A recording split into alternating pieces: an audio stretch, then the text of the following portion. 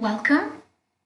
I would like to inform you that this event is being recorded and will be published online according to the EU regulations we need to follow under this program. Dobbiamo ottenere. C'è la possibilità anche di inviare delle domande. There will be a Q&A session. You can send your questions via the chat. Raccogliere queste domande, quindi verrà lasciato spazio appunto alle risposte alle domande e alle risposte. Un'altra informazione di carattere More technical information. You can adjust or modify the layout of your screen according to your needs by clicking on the dots, on the three dots. You can find the lower part of your screen. Appunto come meglio crede. Ora io partirei allora subito con I would like to start by saying that the Piemonte region is a partner of this project, and we have joined after the Diaconia Valdese, the Valdensian Diaconia, in 2018 offered us to join the program, which started in 2019.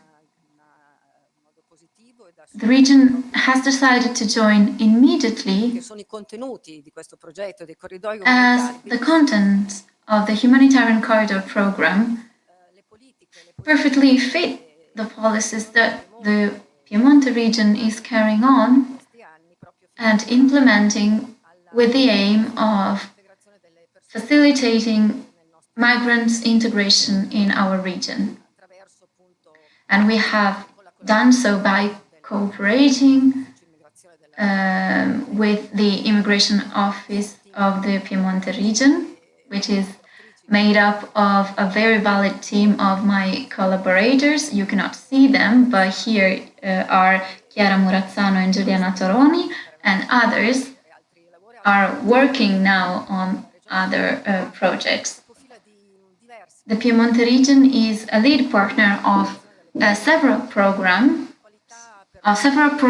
on the integration of migrants funded by the AMIF Fund of the European Union with different aims.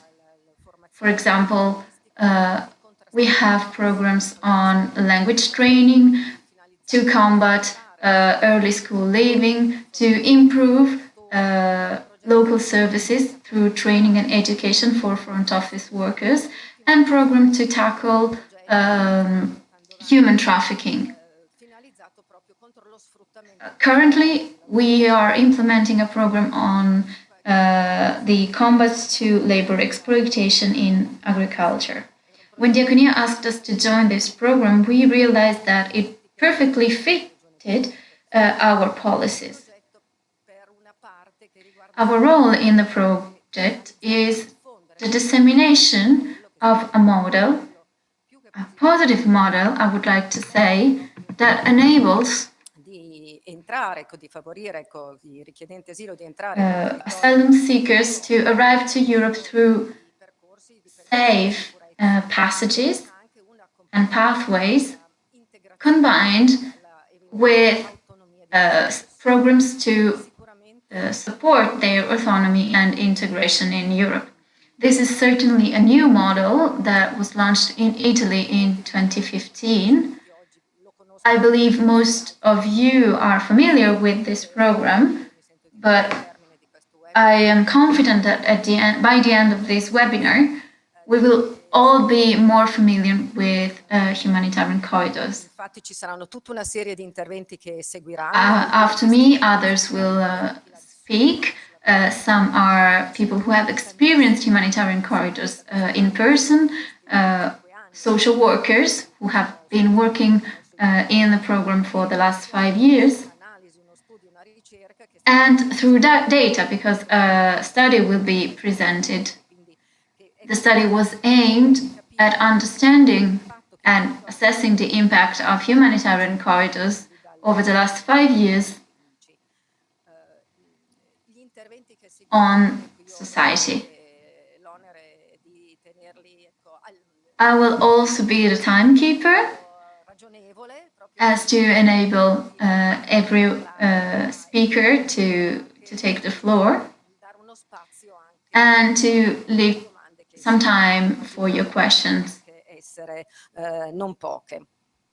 Io credo di aver detto tutto per il momento. I believe I have come to an end of my intervention, and I would like to give the floor to Miriam Murlia. Miriam is the person who offered us to join this partnership. We have been working together since. It was a very close collaboration. Miriam is specialized in managing EU projects on active citizenship and migration, and she is the project manager of the Humanitarian Corridors program.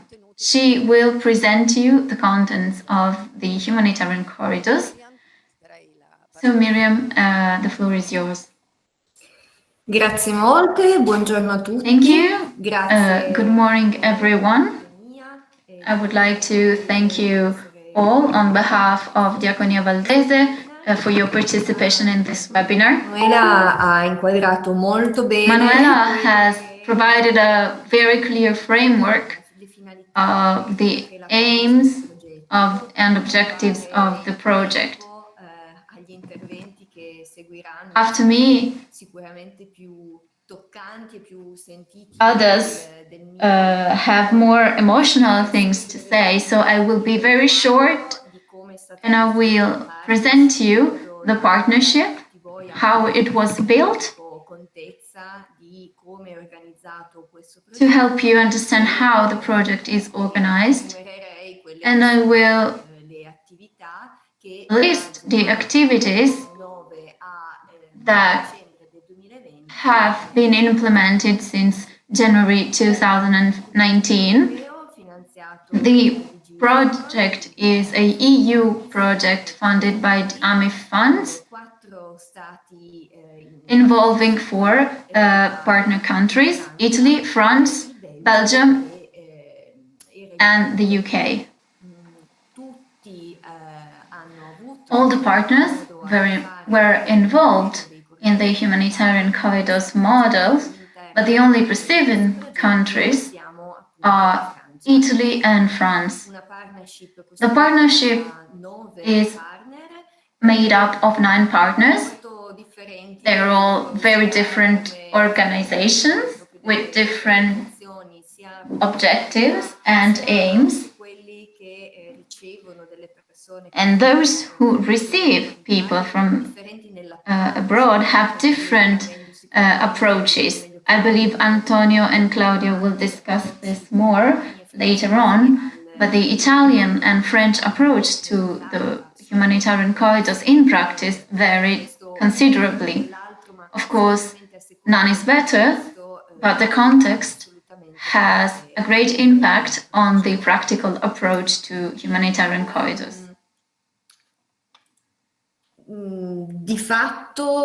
In practice, the project had 2 areas of intervention.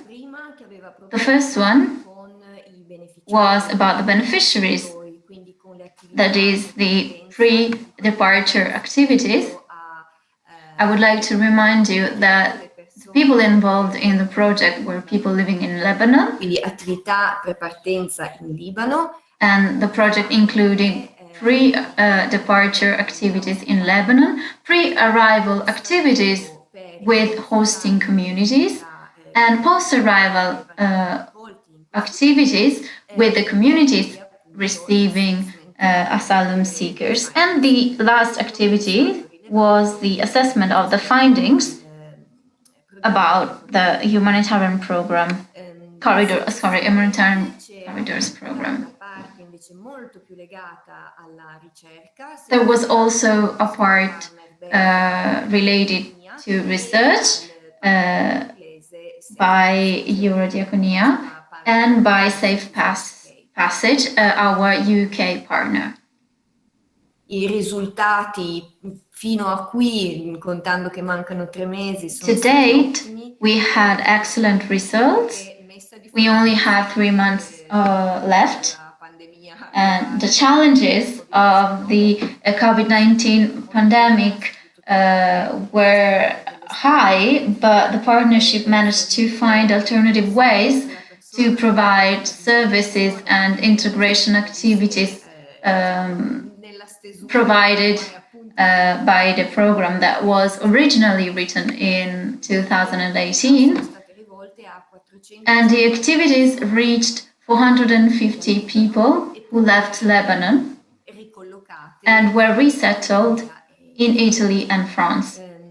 In conclusione, davvero sento anch'io di To conclude, I feel that I can say that the collaboration with our partners was very fruitful and positive.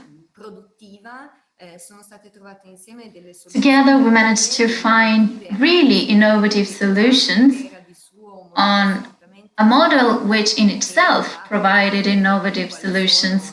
As the project manager of this program, I believe that those of you who are not a part of this program, who are listening, I would like to tell you that it is possible to build interesting and positive partnership between very different organizations. So I would like to conclude and give the floor back to Manuela. Thank you very much. Grazie Miriam, perfettamente. Thank you, Miriam. Thank you for keeping time. As Miriam said, I would like to now give the floor to a person who lived in person the experience of humanitarian corridors and who will share his experience. I would like to introduce Johanna Huri. I hope I pronounce your name correctly. Otherwise, I apologize. He is from Syria, from Aleppo. He arrived to Italy a year and a half ago. He's a student of international science at the University of Torino. And now he's a volunteer of the Italian Civic Service. I would like to give the floor to Hannah. Thank you, Manuela. You pronounced my name correctly, so congratulations. Good morning, everyone. I would like to thank Diaconia Valdese for organizing this meeting and so that I can share with you my experience. I would like to share my screen with you so you can see a few pictures.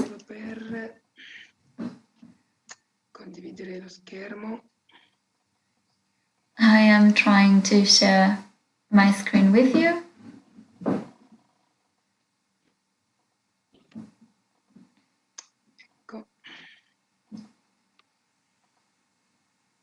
There you go.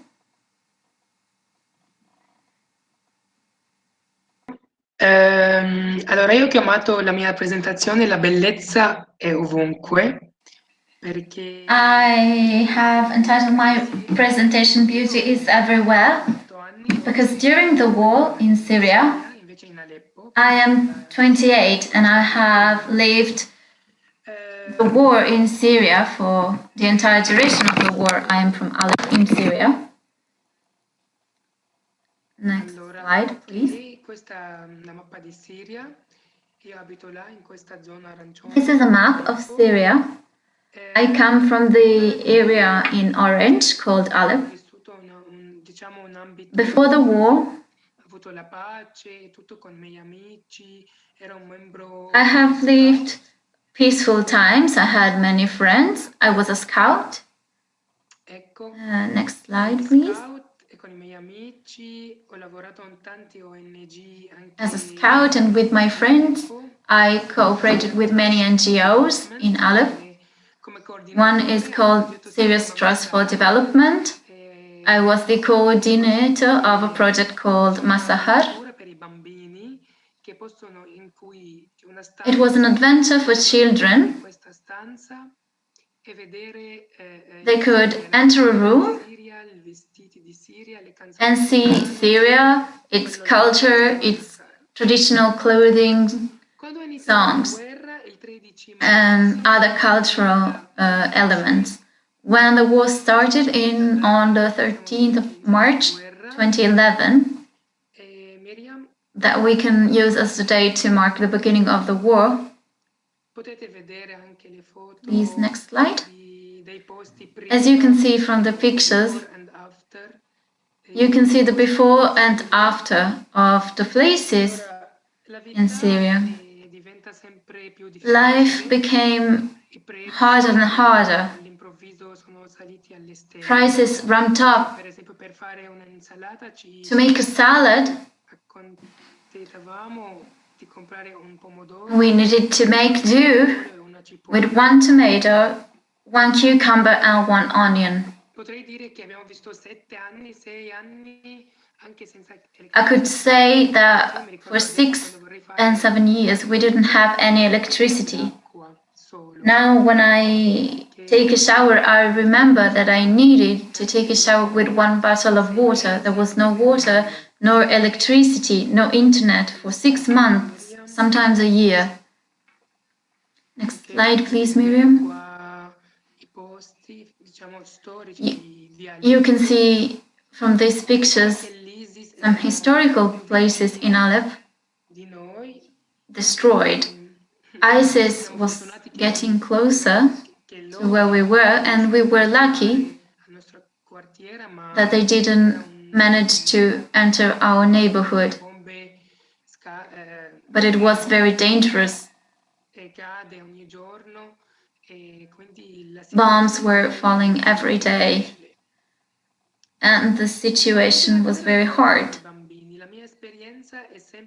During the war, I worked with children. I've always worked with children. I really like this picture because that is a camp with Syrian refugees in Aleppo. Thanks to an NGO, we started doing a lot of activities for children. I was also a teacher for kids and teenagers in Aleppo because I believe education is vital even during a war. Which is why through different NGOs we started doing activities for children to help them live a more or less normal life. Next slide. Here you can see children and young boys during the war.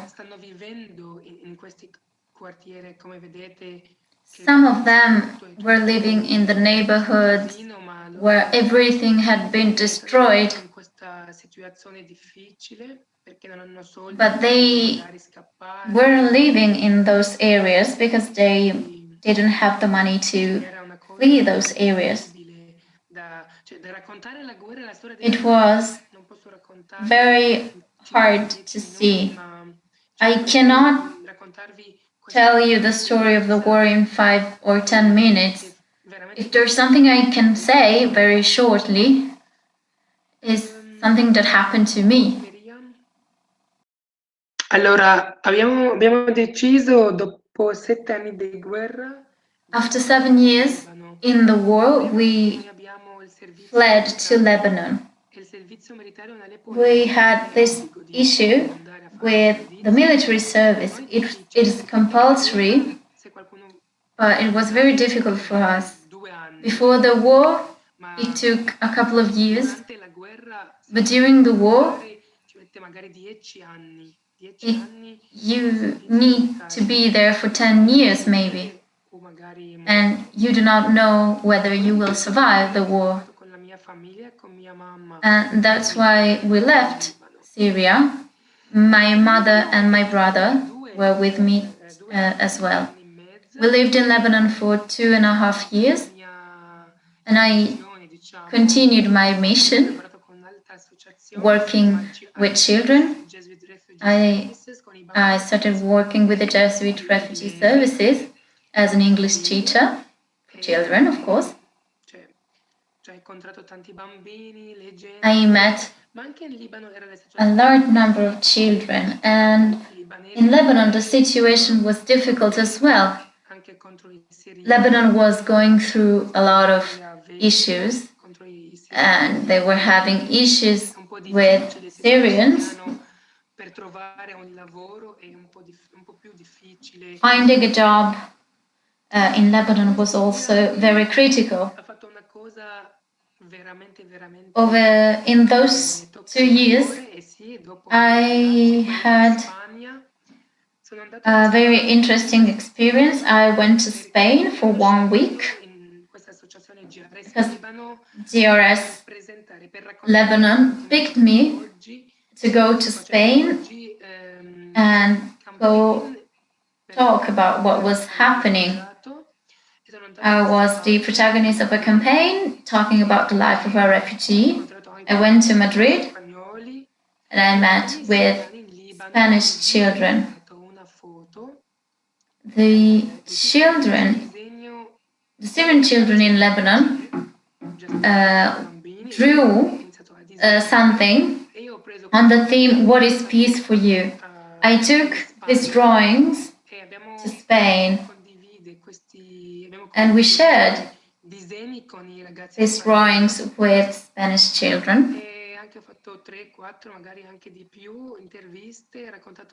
I had a few interviews to talk about the story of the war in Syria. After 2 years and a half in Lebanon, my cousin, who lives in Italy, Marilise, she talked to me about humanitarian corridors. She suggested I sent an email, and I did so. They called us, we had 3 interviews, and then the big day arrived, that is when we came to Italy. My mom had cancer. She underwent therapy in Lebanon, but she needs to get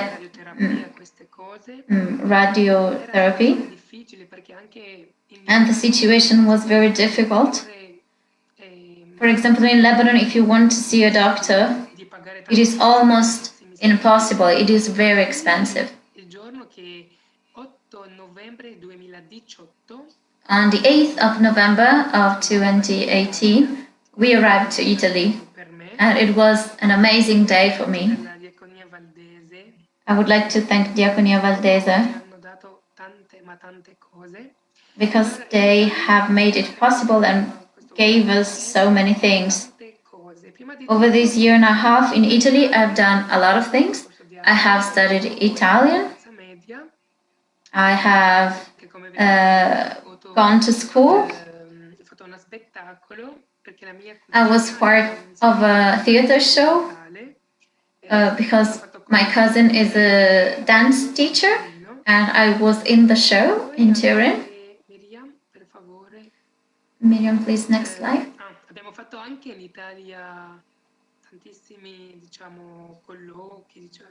In Italy, we had a lot of interviews, we participated in a lot of debates, we talked to newspapers and schools here in Pinerolo to talk about our experience.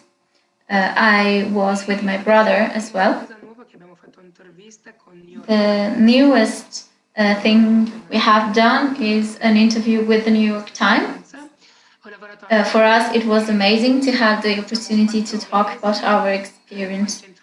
For 4 months, I worked at a summer camp for children. It's been an amazing experience, which enabled me to improve my Italian. And then, as you can see from these pictures, this is our family in Italy. I have an aunt who has married an Italian man 40 years ago, and she lives in Italy as well. And as Manuela said earlier, I am a volunteer of the Italian Civic Service in Pinerolo. The project is called Pensieri in Piazza, and I'm also a tourist guide. Guida turistica a 2 musei. Il primo è il Museo del Mutuo Soccorso, il secondo è il Museo Two museums. One is in Frasasco, is the Museum of Migrations, and the other one is the Mutual Support Museum in Pinerolo. I'm sorry if my Italian is not good. I am still working on it. As Manuela said, also I am in the second year of political science in university in Turin. I have made many friends. University is a new experience. In Aleppo, I have studied economics for 4 years, but I didn't manage to graduate because of the war. The first year at university for me it was difficult because everything was new to me, but now everything is under control. I'm attending classes online. I would like to graduate and maybe enroll in a master's after.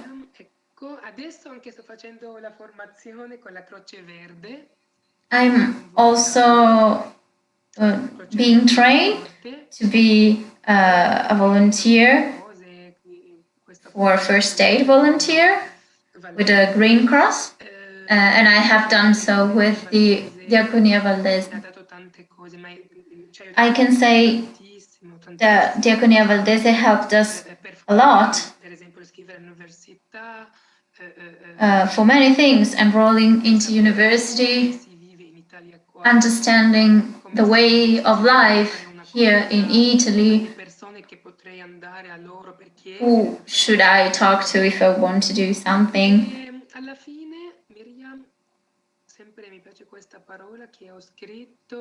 And I really like this word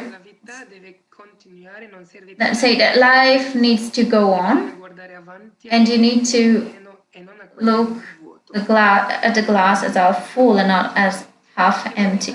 This is my life's motto, and I would like to contribute to this country that welcomed us. Italy helped us, and I would like to help Italy. After everything that happened to me, I would like to say that I'm an optimist person.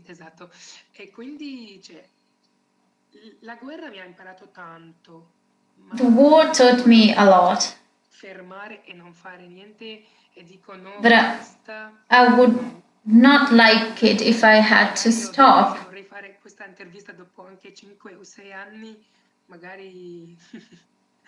I don't know. I would like to redo this interview in 5 or 6 years because I think I will have acquired a lot of experiences more. The pain of the war with time will go. The love and trust will stay because I would like to keep giving and be happy in my life. Thank you very much.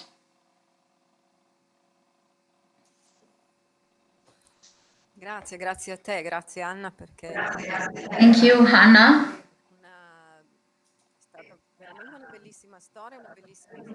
Thanks for sharing your story.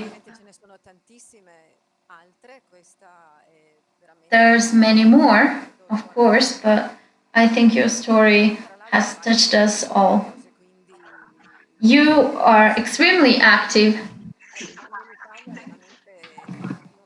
Since you have arrived to Italy, you have been doing a lot of things, and I am really impressed by the number of things that you managed to do in your life, and I hope your university career will succeed. And I would like to thank you for your words and for the emotions that you have shared with us. I will now give the floor to Alice Squillace.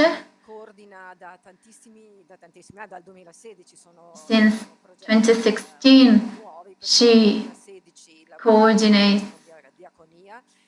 the Humanitarian Corridor program She coordinates 9 teams throughout Italy, and she will provide us with an overview of what the program does nationally on another point of view. So I will now give the floor to Alice. Thank you, Manuela. Good morning, everyone.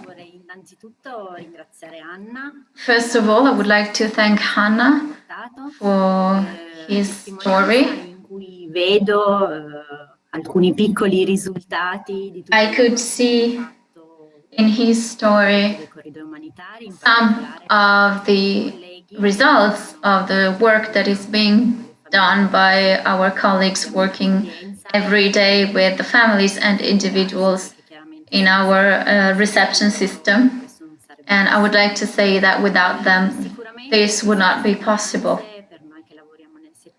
Of course, as an expert in the field, this story makes us smile and makes us emotional and gives us the motivation to carry on our work, even in those moments when we are feeling discouraged and when things are hard and objectives are very difficult to attain. I would like to start with a brief presentation of the project.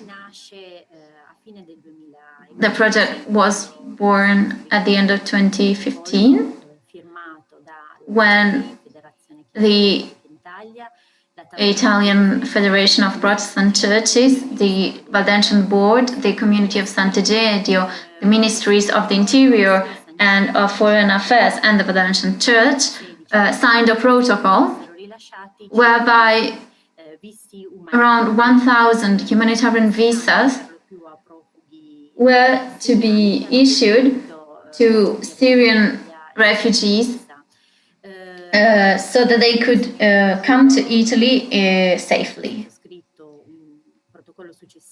The protocol was renewed in 2017 for the period 2018-2019 for the same amount of visas. Il progetto dei corridoi umanitari era, perché ormai sono passati 5 anni, un progetto pilota che ha alcuni obiettivi. The Humanitarian Corridors project is and was 5 years ago a pilot project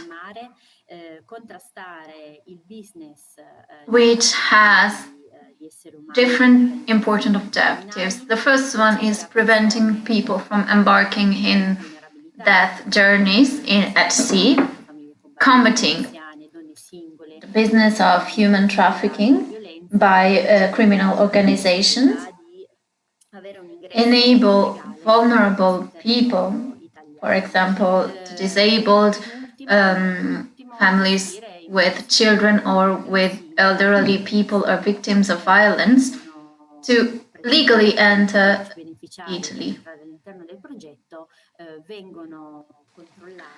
Last but not least, managing security for arrivals to Italy.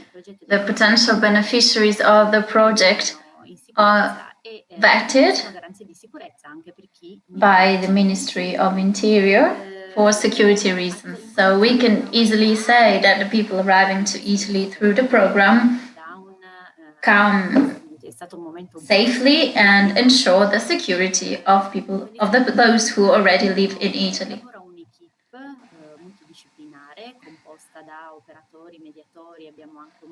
In Lebanon, things have changed due to the coronavirus pandemic, but normally in Lebanon there is a multidisciplinary team made up of social workers, cultural mediators, and a doctor. Their job is getting into contact with people who ask for help through NGOs, churches, organizations, or associations on the ground. They collect the requests, interview the potential beneficiaries, and according to the vulnerability of the request and on the grounds of hypothetical potential success of their integration path to Italy, people are selected. I'm sorry for the word, but people need to be somehow identified. We provide a list to the Italian consular authorities which issue the visa. Diaconia Valdese is in charge of the reception of these people when they arrive to Italy and support them in an integration path. The Humanitarian Corridors project is supported by the 8 per thousand funds of the Valdentian Church. And at present, around 220 people are being hosted in apartments in 9 Italian administrative regions, going from Sicily to Piedmont, which means that we are covering the entire national territory. The project lasts around 2 years, and the objective is enabling the people being hosted to reach a certain degree of autonomy and lead an autonomous and independent life. Of course, you may think that 2 years is a lot, but sometimes it is not nearly enough. There are objective and subjective difficulties that people face. For example, we have many families with a lot of children who lack the family support that they would have in their country of origin. We have parents with 5 children that in their country of origin may have counted on the help of their parents, neighbors, or relatives, are experiencing a lot of difficulties, of course. We have people with consistent health issues that who could not be treated in their countries of origin, and this takes time. We have adults who struggle with learning Italian, which is normal, and I would challenge you to learn Arabic in a couple of years. It is not as easy as it may seem. Children, for example, when it comes to learning the language, are very fast. And often help us in translating with all the activities outside the project. I would like to stress that we have cultural and linguistic mediators. We never allow the children to translate for their parents because we believe that children have a right to their childhood and need not to be concerned by their parents' issues. Quasi tutti i beneficiari del progetto di The beneficiaries often experience difficulties in finding a job. Most of the people we receive are highly educated and interesting careers in Syria. But when they arrive to Italy, it is hardly impossible. It's almost impossible to start working in that area, which forces people to reinvent themselves. Of course, this is not as easy as it may sound, and cannot be taken for granted. This is also true for youngsters. Sometimes they graduated from university, but their degrees are not valid to work in that sector in Italy. Having their degree recognized is a very long process, and young people are forced to go back to university again to integrate their academic career, or need to wait for a long time. This means that they too need to reinvent themselves. Over the 2 years of reception, we offer a comprehensive integration path from the legal issues related to the application for asylum, to health, to education, Italian learning for adults, job placement, and social inclusion in the area where these families are received. After the 2 years, if people still need time to be autonomous in Italy, per cercare di inserire le persone in progetti di seconda accoglienza che possono essere pubblici. The objective is privati. Allowing these people to join a private or public second reception projects.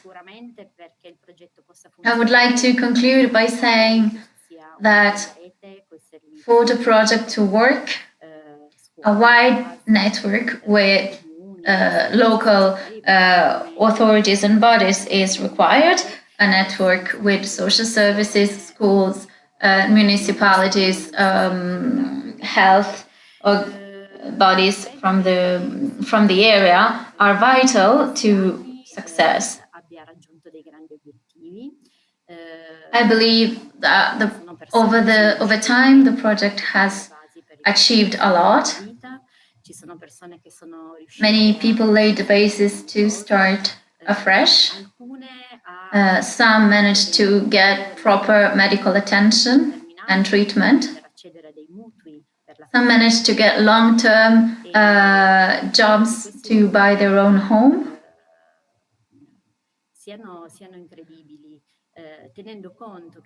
And I believe this is outstanding.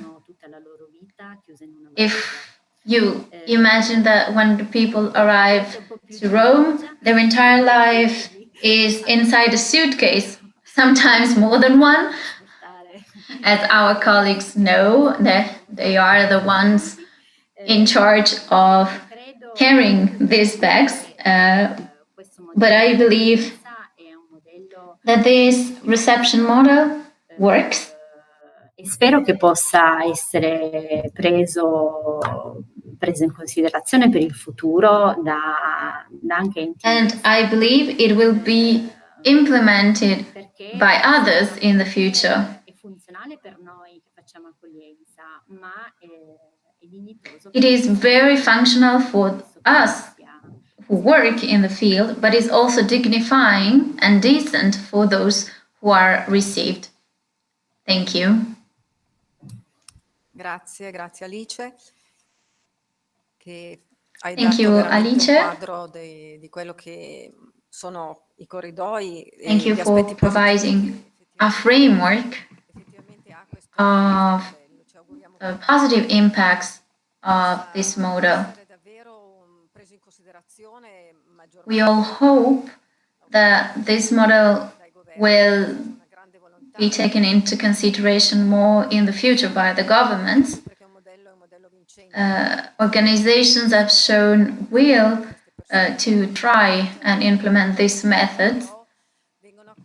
As you said, the people who arrive here have their lives in a suitcase, but their path is decent and dignifying.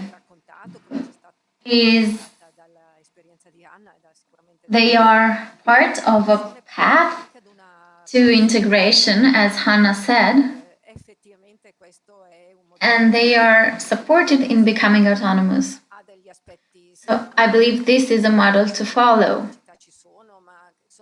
It has its critical features as any other project. Of course, it is complicated for people to get their degrees recognized, but I believe that these models need to be imitated more, because this will enable to solve some of the current issues. I would like now to give the floor to Claudio Paravati and Antonio Ricci. Paravati del Centro Studi Confronti e il dottor Ricci del Centro Studi IDOS, From che sono partner di progetto. Centro Studi Confronti and IDOS. Their organizations are partners of the project, and they have carried out an analysis on the impact that the humanitarian corridors had both in Italy and in France. There are differences between the two countries, and I am curious to know more about your analysis and your study. I don't know how Claudio and Antonio have planned to speak.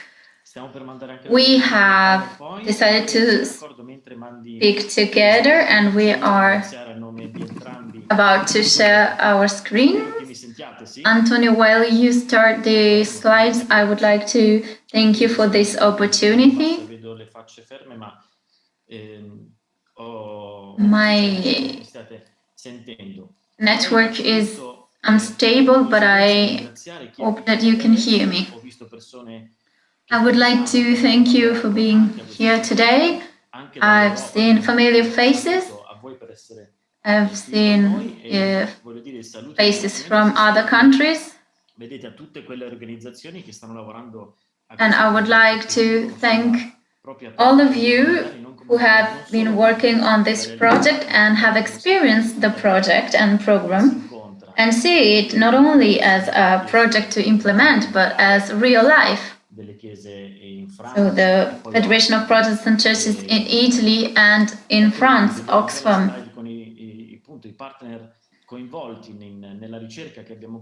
Here you can see the slide about the partners. We are about to present a focus on Italy and France. And you can see the logos of Confronti, my organization. Antonio Ricci is from the IDOS Research Center, Oxfam, and the Federation of the Protestant Churches in France. IDOS will present the statistical research on immigration in Italy. And I would like to thank Antonio for his expertise because it was vital for this activity. I would like to start by saying that another story is possible. It is undoubtable that the story of migration in Europe and Italy has two faces. These are the pictures that talk about the humanitarian corridors, but there are other pictures telling the story of migration to Europe. You will remember the story of a child on a shore. Those who work in the field knew about these stories, but the public opinion was not as aware as the experts are. E certamente il progetto Corridoio Umanitario è nata con questa forte spinta, soprattutto dopo il 2020. That's where humanitarian corridors began. Another story is possible. I would like to ask Miriam to open Antonio's microphone.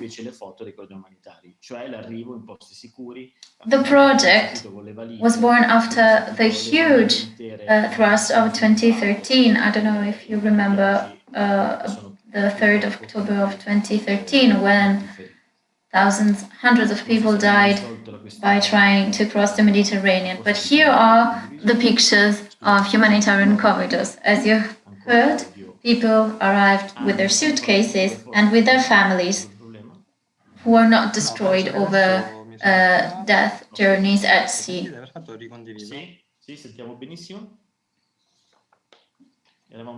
I apologize. We are experiencing different issues. I think we've solved it now. Can you hear me? Effettivamente diciamo, l'esperienza dei corridoi umanitari nasce... The experience of humanitarian corridors was born as a practical response, an effective and concrete response to the scandal of the deaths at sea.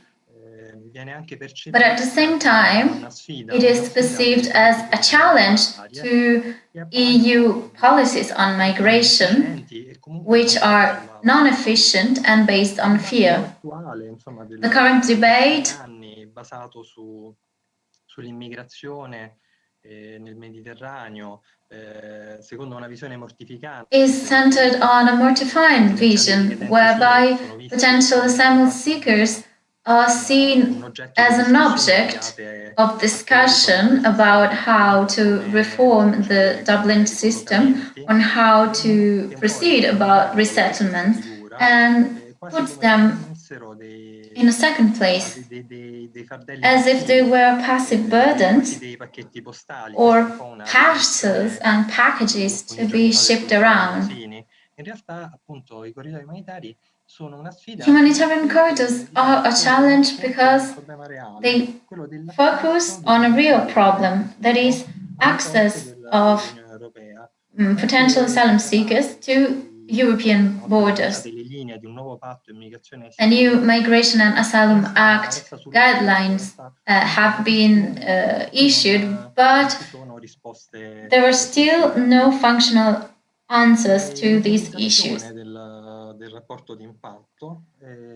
The impact report was organized as follows. The first objective was looking at this experience through the participants' eyes, having a focus on the human dimension. We have asked the protagonists to read critically their experience and their life, which made the impact report a self-reflection production on what was done and what needs to be done in the future. The data collected and the opinions collected were useful to create recommendations and underline the growth potential of this experience. We have talked to the workers and we have realized that this experience is ever changing and tries to grow all the time. The words that we have put in green help us read this slide. The report is a full assessment, is a full research in 4 phases. Come vedete sono fasi di ricerca insomma qualitativa, quindi con dei... The research was done on quality. We have given out questionnaires and we have asked ourselves how we should do it. We have done structured and semi-structured interviews and we did so in Italy and France. We used photo language, which was an experience, and we have tried to analyze the answers of the beneficiaries of humanitarian corridors through this method. And I believe we would not have been able to do this without the coordination and help and support of all the organizations involved. And I would like to stress that without linguistic mediation and cultural mediation, it would not have been possible. And the pre-departure phase is the most difficult phase. As you know, this stage takes place in Lebanon.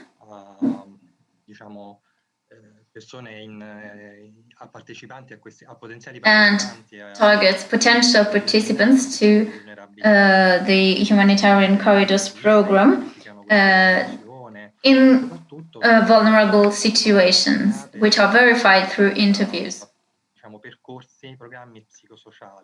This is accompanied and matched by social psychological programs to prevent people from having unrealistic expectations and preventing the creation of a dependence relation with the promoting organization.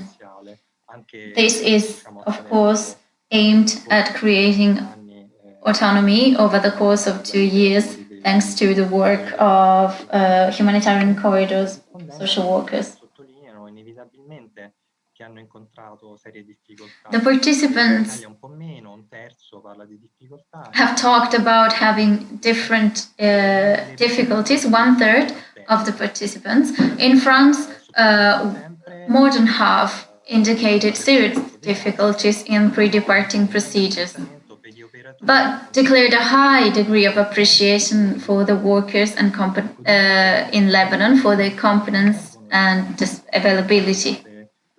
But of course, the difficulties may have been caused by lack of knowledge of the countries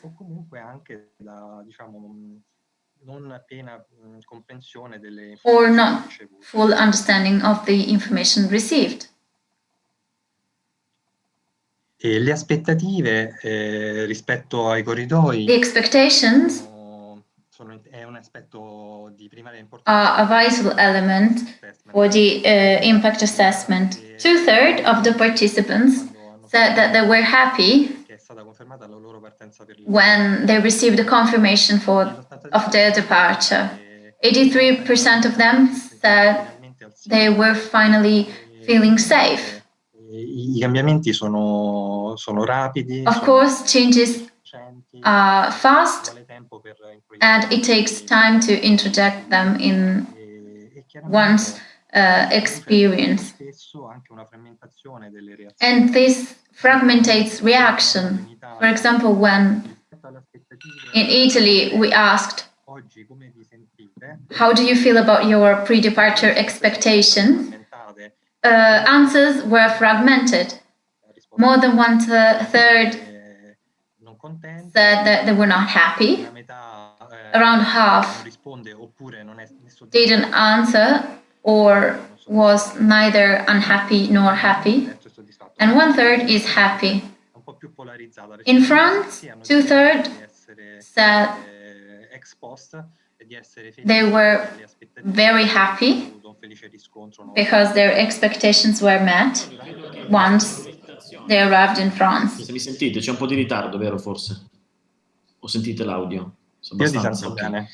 Bene, e la frammentazione credo che avvalori quello The che... fragmentation support the feelings of the workers. There's a polarization of those who are happy and those who are unhappy.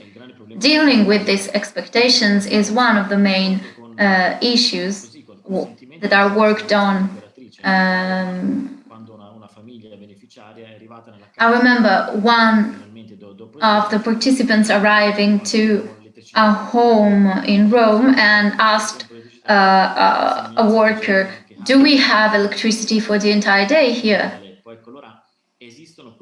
There are two dimensions that go hand in hand because expectations and impact are often evaluated and assessed on their merit.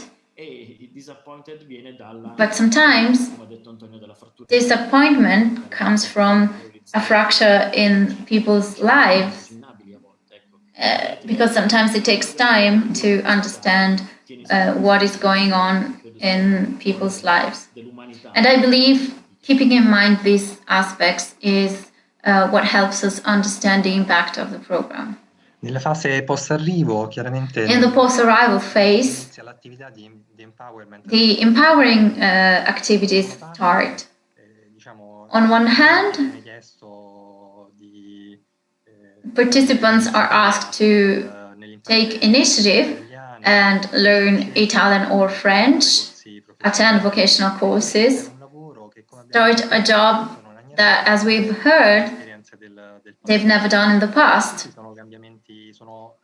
Such changes are physical actions, of course, but there are also mental activities they need to do. Set aside any unrealistic expectations and avoid the development of a sense of dependence from the promoting structures.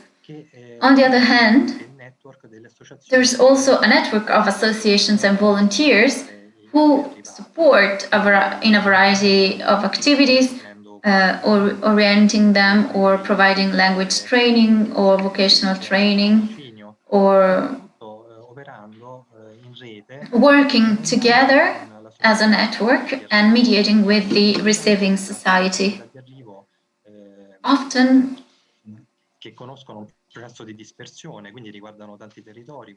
the receiving societies are very small communities, while in France, the study underlined that rural communities have excelled in receiving participants and have given better results compared to urban areas.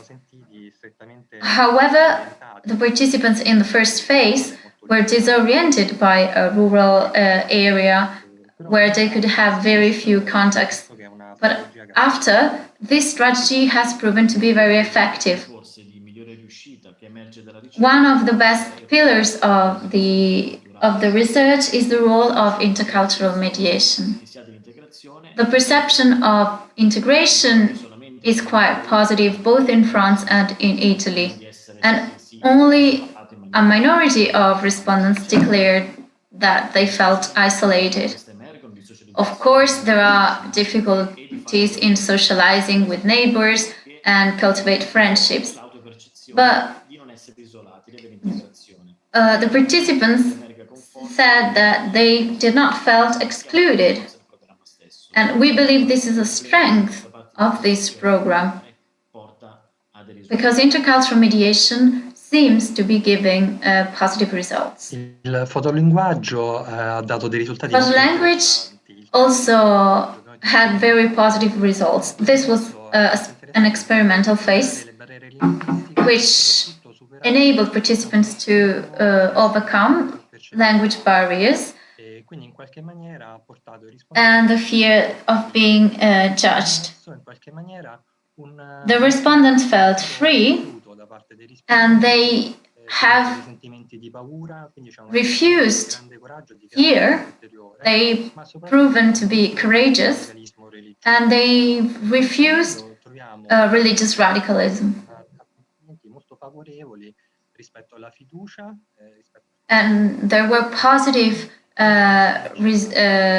results towards trust and nostalgia. Of course, those who arrive to Italy or France think back of what their life was in Syria or Lebanon.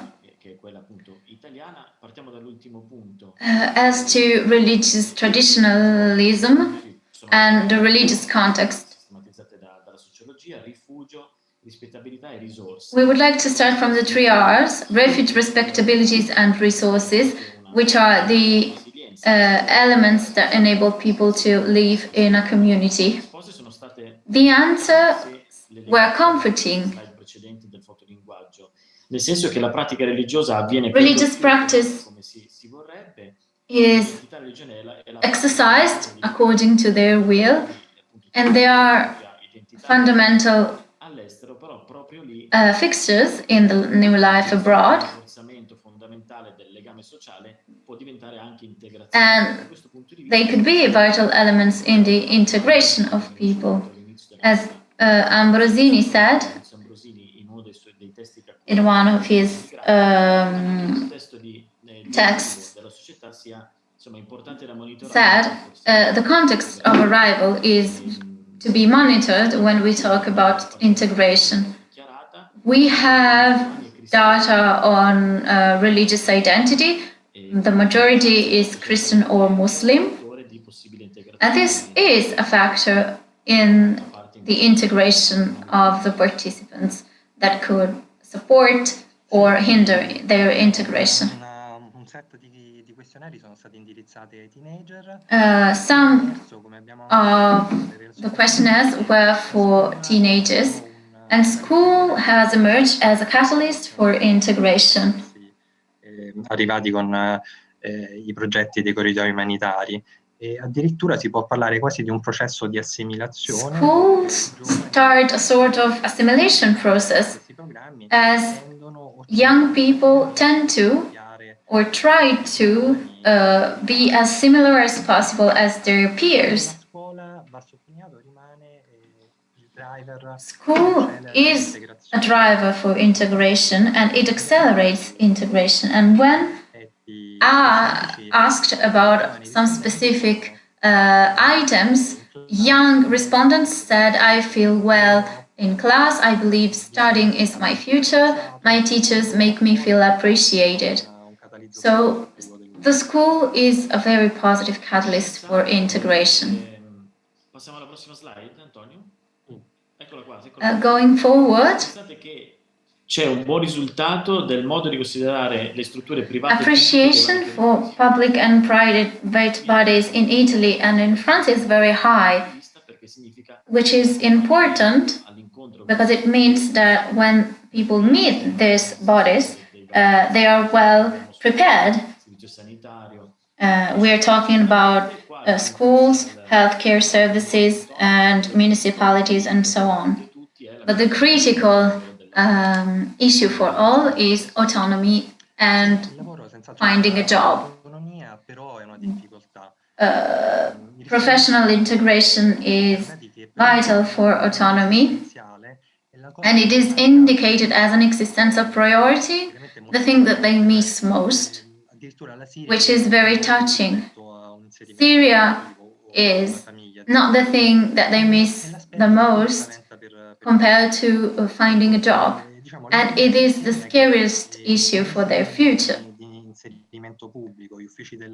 Public job placement mechanism or private mechanisms are not effective, while informal and formal activities run by the workers of humanitarian corridors are seen as more effective. Ed è infatti quello che si tenta a fare, come si vede da questa slide, eppure, come ci insegna IDOS con i dossier che cura da 20 anni anche su questi aspetti, c'è purtroppo il rischio del has always stressed in their report,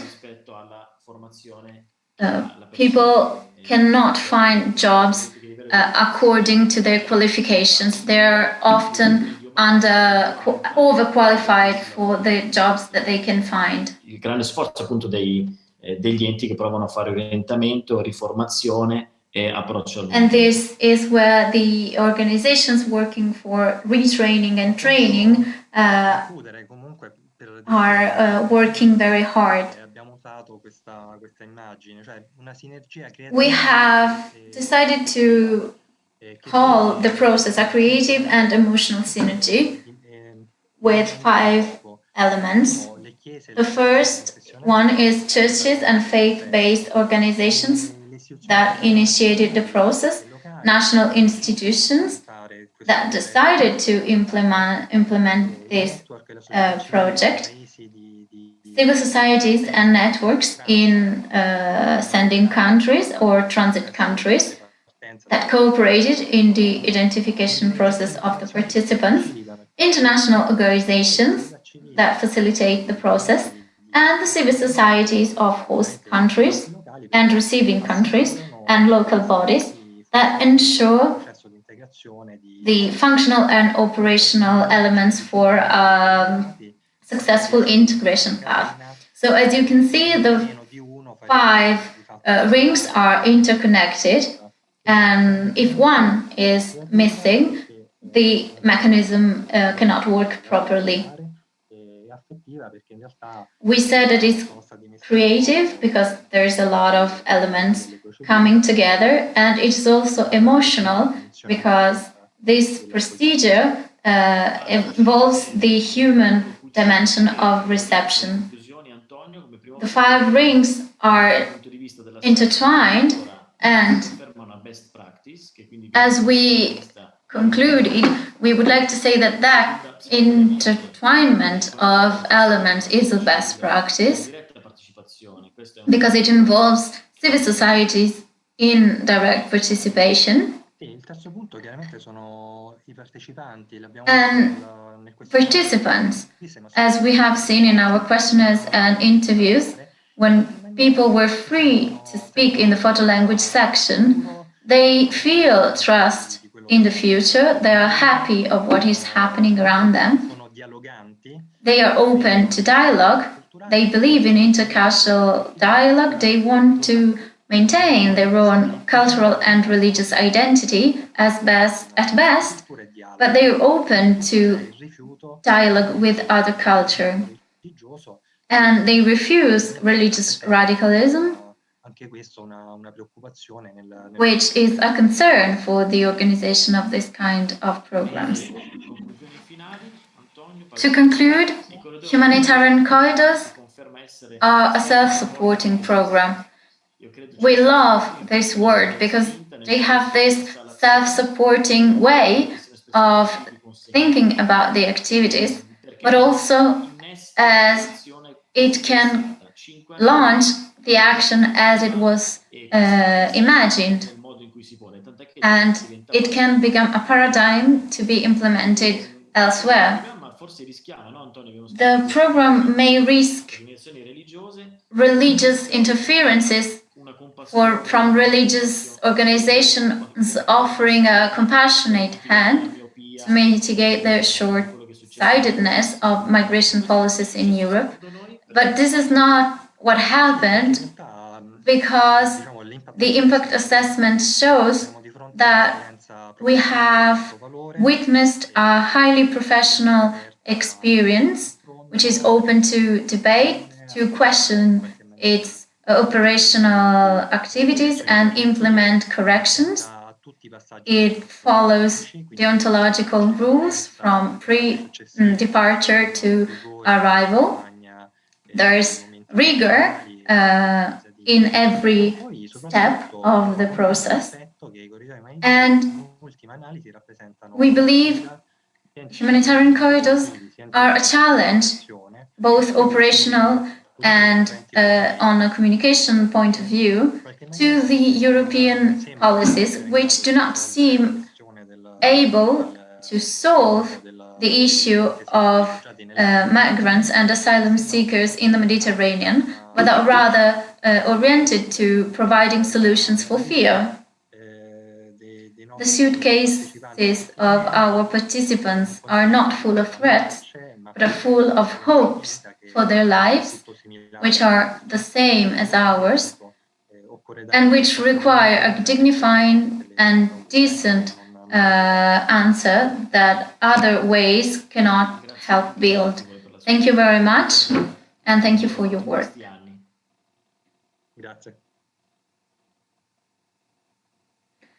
Thank you Antonio, and thank you Claudio. Perché effettivamente avete fatto un grandissimo lavoro. Done an extensive job, thanks to everyone's cooperation. And I've learned new things I was not familiar with, so thank you very much for it. Was food for thought. The research will be published on the website of the Regione Piemonte, because it needs to be read carefully, as I believe is food for thought for those who work in the field, but also to seize the challenge and to rethink and invest in this model that we have seen succeeding. Of course, there is room for improvement. It is still a new model, but this is the right way forward. You may ask questions. We did not receive any, and I believe it is because the issue has been extensively dealt with. You have all kept your time, so I believe. Ah sì, anche nella chat mi stanno dicendo dalla regia che ci sono dei link anche a cui accedere per la ricerca. I'm being told that there are links on the chat you can click on to access the research. We have kept our timing, so if you want to say something, you can ask to say something. We have time. Otherwise, sul sito del progetto e sul sito della regione. You can find more information on the website of the Regione. There's nothing else for me to do than thank you all for your speeches. They were very informing. And I hope to see you again, because seeing you again would mean going in continuity with this model and keeping this model alive. Quindi grazie a tutti, grazie del lavoro fatto. To which we can all contribute. Thank you very much for your work. Thank you for joining us today and have a good day. Arrivederci. Goodbye. Thank you and goodbye. Have a good day.